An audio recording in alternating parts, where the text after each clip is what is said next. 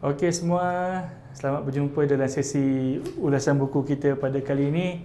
Nama saya Ali Imran, saya adalah fact checker di Bernama dan saya ini akan membincangkan buku yang bertajuk The History of Quranic Text. So ini buku yang menariklah sebab pada saya ketika saya tengok tajuk buku ni, terus saya fikirkan saya tak pernah tahu cerita betul tentang macam mana kita kisah Al-Quran tu dibukukan. Jadi menarik untuk saya tahu sebab daripada apa yang saya dengar-dengar, saya nak counter check. Harapnya buku ini dapat boleh memberikan gambaran yang sebenar ataupun gambaran yang lebih mendalam. Jadi kita pergi dulu awal tentang buku ini. Penerbitnya ada beberapa sebab ini adalah edisi kedua.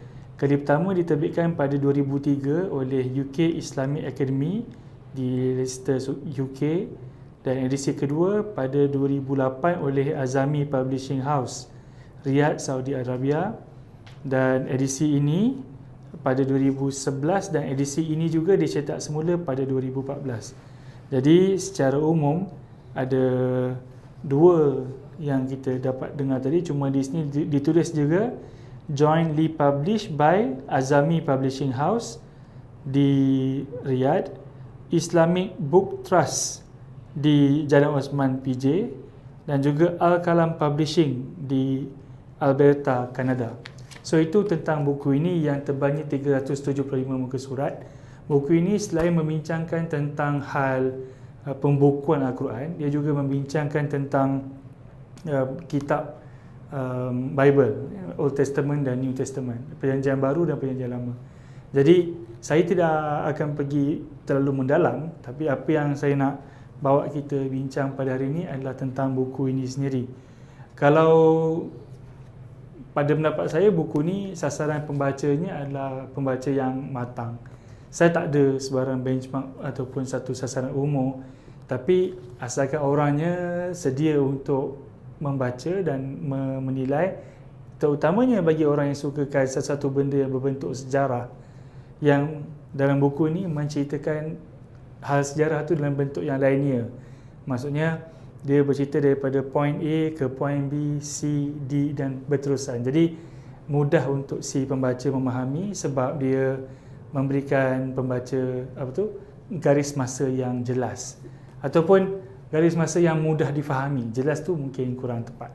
Jadi kalau dari segi adakah buku ni mempunyai versi kulit tebal, saya tak pasti. Sebab saya jumpa ni buku ni, saya terus beli. Saya tak pernah check dengan orang lain sama ada dia ada versi lain atau tidak. Versi pertama dia macam mana kulit dia. Tapi apa yang penting kita terus kepada isi, kepada buku ni lah. Buku ni macam saya sebut tadi ada dua bahagian besar. Kalau kita tengok pada dia punya isinya kan, daripada History of the Quranic Text, dan kemudian ada bahagian dua, History of Biblical Scriptures. Jadi ini dua bahagian besar, dan akhirnya ada yang ketiga lah, ada An Appraisal of Orientalist Research. So penulis ni nama dia Muhammad Muhammad Mustafa Al-Azmi ni, dia orang India. Apa yang menarik pasal buku ni ataupun apa yang pada saya orang perlu faham tentang buku ni, cara penulis mengolah kefahaman daripada peringkat yang sangat asas. Kita tengok daripada bagaimana penulis memulakan kisahnya dengan tajuk yang bernama tajuk yang menceritakan tentang pengenalan, tapi dia cerita tentang sejarah dulu.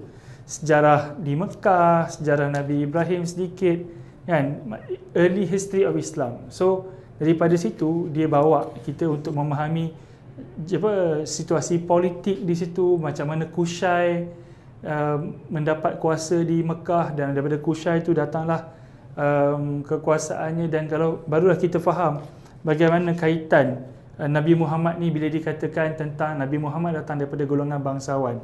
Ada dia punya family tree dekat sini. Jadi itu penting pada saya untuk orang faham, sebelum orang faham Quran, barulah kita tahu macam mana asal buku tu. Dari situ kita boleh menambahkan minat kita yang lebih mendalam pada pembacaan Al-Quran. Itu saja dari saya. Ini pun dah habis masa. Minta maaf Nanti kita jumpa lagi pada sesi yang akan datang. Jumpa lagi.